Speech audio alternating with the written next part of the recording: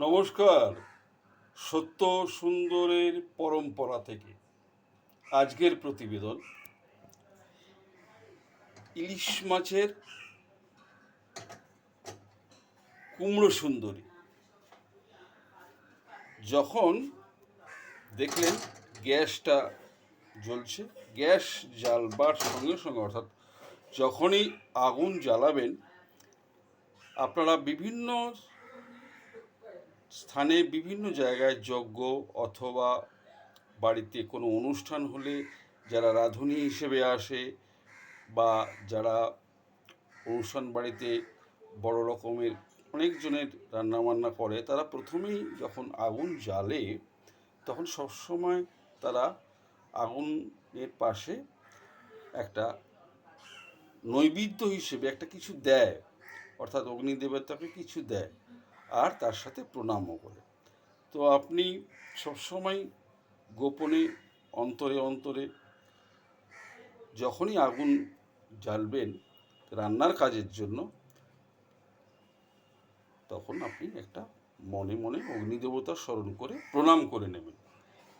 এই সময় যদি আপনার অন্য কারুর কথাও মনে আসে, যেমন মা বাবা, গুরুদেব, কোনো দেবদেবীর মূর্তি, তাতে কোনো দ্বিধা করবেন না, প্রণাম জানাবেন।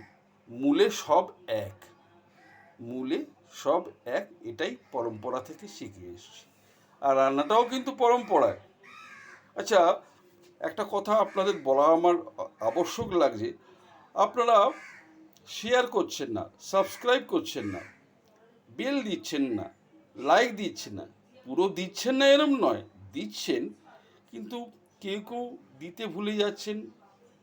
তাতে অসুবিধা কি হচ্ছে জানেন? আমার অসুবিধে হচ্ছে না, অসুবিধা হচ্ছে উভয়ের। আপনাদের সাথে আমার যোগাযোগ একটু ক্ষীণ হয়ে আসছে। আমার অনেক কিছু কাজের মধ্যে বলবার থাকছে, যেটা পরবর্তীকালে বলবার জন্য আমি পরের ভিডিওতে বলতে পারছি, কিন্তু যেহেতু আপনারা সাবস্ক্রাইব করছেন না, ভুলে যাচ্ছেন, বেল আইকন দিচ্ছেন না, শেয়ার করছেন না, কমেন্ট করছেন না, যার জন্য এই দূরত্ব বা এই জিনিসটা সৃষ্টি হচ্ছে। এর আগের রান্নাটা ছিল, এর আগের প্রতিবেদন ছিল, আগের রান্নাটা ছিল বাদাম কাতলা। বাদাম কাতলায় একটা ভিডিওতে একটা জিনিস একটু বলতে ভুলে গেছি, সেটা হচ্ছে একদম শেষে একটু কাঁচা তেল আর একটু কাঁচা পাঁচফোড়ন অবশ্যই দেবেন, তাহলে কিন্তু স্বাদ যা ছিল তার থেকে আরও বেশি বেড়ে যাবে। এইভাবেই যদি আপনারা পরপর প্রতিবেদনগুলো সাবস্ক্রাইবের মধ্যে দিয়ে, বেল আইকনের মধ্যে দিয়ে, কমেন্টের মধ্যে দিয়ে আমার সাথে মিলিত হতে পারেন বা আমাকে মিলিত হওয়ার বা আপনাদের সাথে যোগাযোগের সুযোগ করে দেন, তাহলে এই বলতে পারলাম বাদাম কাতলাটা। যাই হোক, এখন হচ্ছে ইলিশ কুমড়ো সুন্দরী। প্রথমে একটু সর্ষের তেল দিলেন, সর্ষের তেলটা গরম হওয়ার জন্য ফ্লেমটা একটু বাড়িয়ে দিলেন।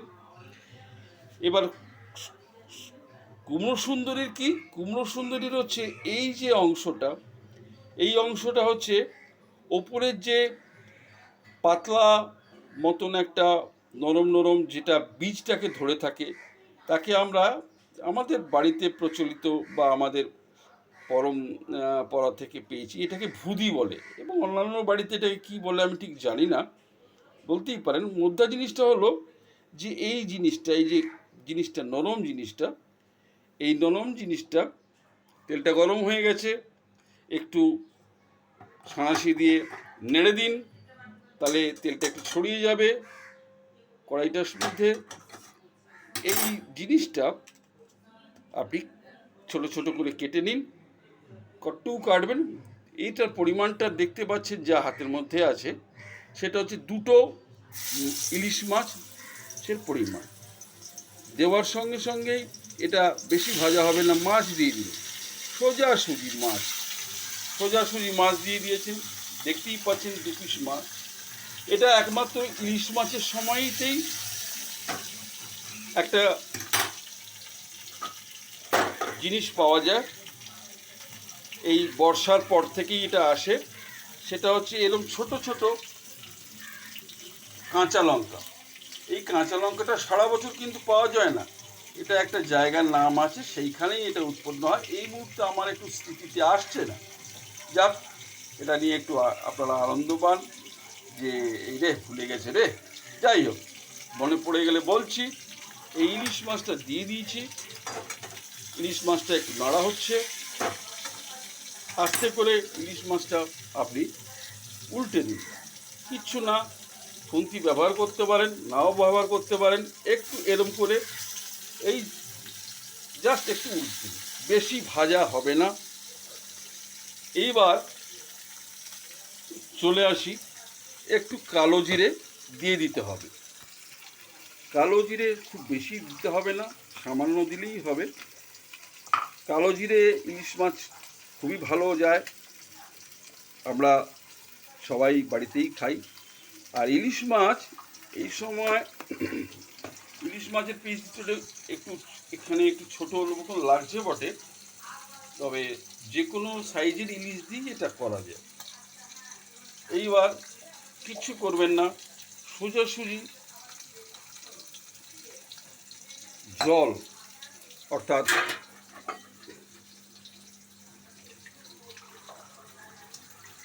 জল দিয়ে দিন। মাছটা কিন্তু হলুদ আর নুনে মাখানো ছিল, হলুদ আর নুন, হলুদ সামান্য পরিমাণ, নুন যতটা প্রয়োজন তাতে কিন্তু মাখা ছিল। এইবার এই যে কাঁচা লঙ্কাটি, এইরকম ধরনের একটা পাকা লঙ্কা এর মধ্যে দিয়ে দিন।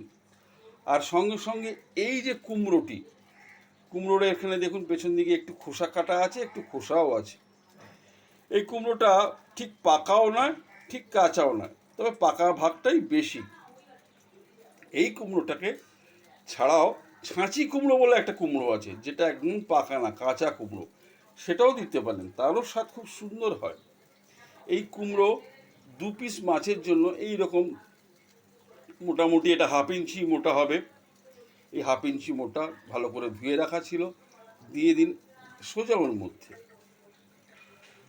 আর 1 পিস দিয়ে দিন, মোটামুটি 1 পিস মাছ অনুযায়ী একটা কুমড়ো, বা 2 পিস মাছ অনুযায়ী 2টো কুমড়ো, বা এইরকম 3টে কুমড়ো। বেশি কুমড়ো দিলে যাদেরকে দেবেন তারা খুব একটা তাকে ভালো লাগবে না, বেশি বেশি মিষ্টি, কুমড়োর তো একটা নিজস্ব মিষ্টতা আছে, বেশি মিষ্টি মিষ্টি লাগবে। এবার আস্তে করে একে একটু ঢাকা দিয়ে দিন। ঢাকা দেওয়া হয়ে গেল, একটু ফ্লেমটা বাড়িয়ে দিন।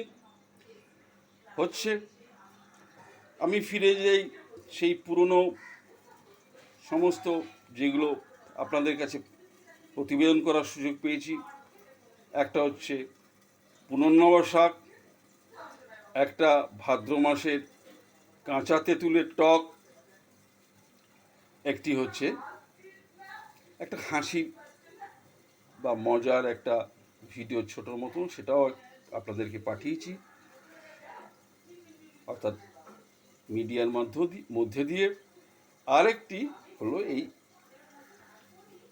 ইলিশ সুন্দরী কুমড়ো, ঠিক আছে? এটার মধ্যে আর বিশেষ কিচ্ছু দিতে হবে না, কোনো চিন্তা করতে হবে না। ফ্লেম হাই করে দেওয়া হয়েছে, একটু খুলে আবার দেখে নিন। ইলিশ মাছ বেশি ফোটানো ভালো না। কিছু কিছু মাছ আছে যা বেশি ফোটানো ভালো না।